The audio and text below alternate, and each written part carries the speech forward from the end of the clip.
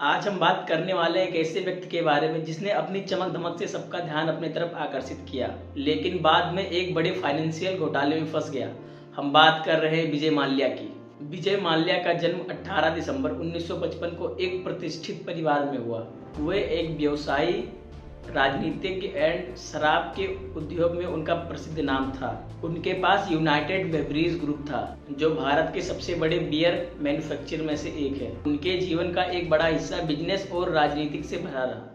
सन 2005 में माल्या ने Kingfisher airline की स्थापना की, जो भारतीय विमान उद्योग में एक नई उम्मीद थी। उन्होंने किंगफिशर को एक प्रीमियम एयरलाइन के रूप में प्रस्तुत किया, जो कि विशेष सेवाओं और शानदार सुविधाओं के रूप में जानी जाती थी। लेकिन जल्द ही यह साफ हो गया कि एयरलाइन फाइनेंशियल प्रॉब्लम का सामना कर रही है। किंगफिशर एयरलाइन ने सन 2012 में लगभग 9,000 करोड़ का कर्ज जमा कर लिया था। यह कर्ज भारतीय बैंकों से लिया गया था, जैसे स्टेट बैंक ऑफ इंडिया और भी बहुत सारे बैंक।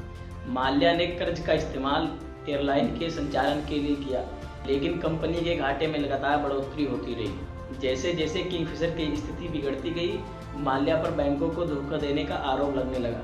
आरोप यह था कि उन्होंने बैंकों को गलत जानकारी दी और कर्ज का इस्तेमाल अपने निजी जीवन में करते रहे। बैंकों ने किंगफिशर एयरलाइन को दिए हुए लोन की वसूली के लिए कई बार प्रयास किए, लेकिन वह असफल रहे।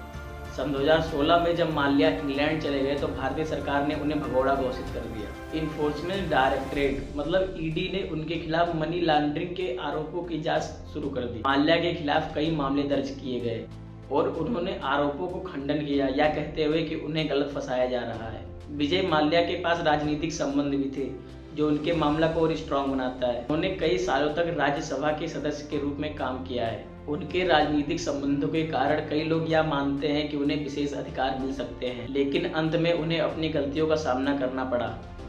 ब्रिटेन में माल्या की गिरफ्तारी के लिए भारतीय सरकार ने कई बार अनुरोध किया। 2017 में उन्हें लंदन में गिरफ्तार किया गया, लेकिन फिर उन्हें जमानत के रूप में छोड़ दिया। का मामला हाई कोर्ट में पहुंच गया, जहां भारतीय अधिकारियों ने उन्हें भारत लाने के लिए कहा। विजय माल्या का मामला भारतीय न्यायपालिका के लिए भी एक परीक्षा बन गया। सन 2018 में ब्रिटिश अदालत उनकी केस की प्रक्रिया शुरू कर दी, लेकिन मामला लंबा खींचता चला गया और विभिन्न कानूनी पहलुओं पर बहस होती रही। इस मामले में मीडिया की व्यापक कवरेज हुई। विजय माल्या को भगोड़ा व्यवसायी के रूप में प्रस्तुत किया गया और उनकी जीवन शैली पर भी सवाल उठाए गए।